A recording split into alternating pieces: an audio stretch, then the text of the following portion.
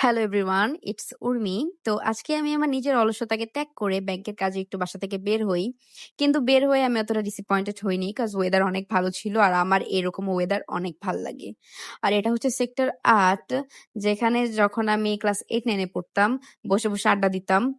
আর ওই পাশে ছিল একটা স্টল যেখানে চাউমিন, সমোচা, সিঙ্গারা আর অনেক কিছু পাওয়া যেত। তো খেতাম আর আড্ডা দিতাম।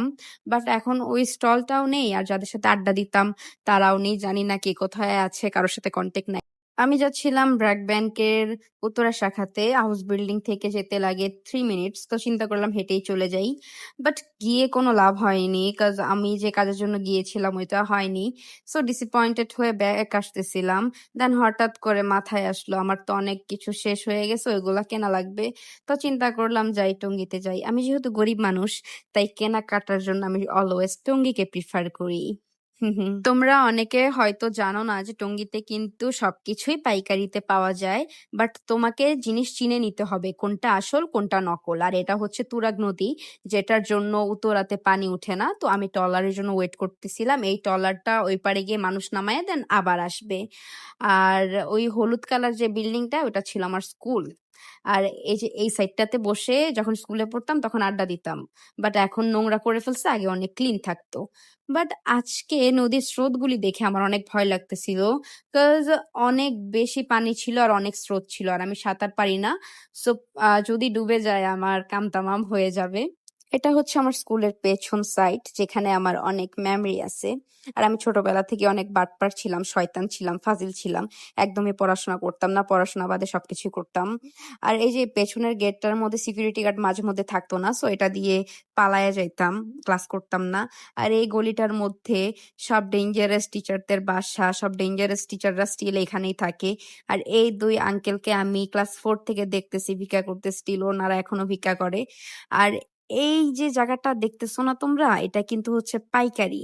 এখান থেকে যা নিবা সব পাইকারি নিতে হবে, তুমি কিন্তু খুচরা কোনো কিছু নিতে পারবা না। তো উত্তরাতে যারা ছোটখাটো ব্যবসা করে তারা কিন্তু এখান থেকে জিনিসপত্র নিয়ে যায়। আর রবিবারে এখানে আরো বড় করে পাইকাররা বসে, অনেক জিনিসপত্র নিয়ে বসে। আর এটা হচ্ছে মেইন টঙ্গী বাজার। তো এখানে সন্ধ্যার দিকে এত পরিমাণে মানুষ থাকে যে তুমি পাড়া দিতে পারবে না, অনেক মানুষ। বাট আমি দুপুরবেলা গেছি তো তাই অত মানুষ পাইনি। তো আমি কসমেটিক্স নিলে সামনে থেকে নিব। আর এখানের প্রত্যেকটা দোকানদার আমাকে চিনে, যেহেতু ছোট থেকে এখানেই চলে ফিরে বড় হয়েছি। সো ইয়েস, কসমেটিক্স কেনা শেষ করে আমি কেন জানি চশমার দোকানে যাই আর এটা অনেক পছন্দ হয়। তো এটা আমি চুজ করি, নিয়ে নিই। ইদানিং আমার কেন জানি মনে হচ্ছে আমি প্রেজেন্ট যে গ্লাসটা ইউজ করি এটা বেশি বড়। আর এত বড় গ্লাস, আমার ফেস হচ্ছে ছোট, চোখও ছোট, তাই আমার ফেসে ভালো লাগতেছে না। অবশ্য আমার চেহারা সুন্দর না, যাই পরি কিছুই ভালো লাগে না। বাট তাও কেন জানি আমি একটা নথ নিছি, সিরিয়াসলি। আমার কিন্তু নাকও নাই তেমন, তাও নিছি, কেন নিছি জানি না। এই তো চশমা টশমা বানানো শেষ, তো এখন বাসার দিকে যাচ্ছি। আর এই যে জায়গাটা আছে না, এটা একসময় অনেক সুন্দর ছিল। যখন আমি ক্লাস 3-4 এ পড়ি তখন অনেক সুন্দর ছিল, সামনে একটা মাঠ ছিল। বাট এই মাঠের উপরে এখন 3টা রেল লাইন টেনে দিছে। 3টা রেল লাইন হবে আমি যতটুকু শুনছি। তো আগে অনেক নেচার ছিল, বাট এখন তার এক গুণও নাই। আমি কিন্তু আবার 90 দশকের কথা বলতেছি না, আমার এইচএসসি হচ্ছে 2025 আর এখন চলে 2026। তো তোমরাই গেস করো আমি কত সালের কথা বলতেছি। আচ্ছা, আজকে এই পর্যন্তই, টাটা, বাই বাই।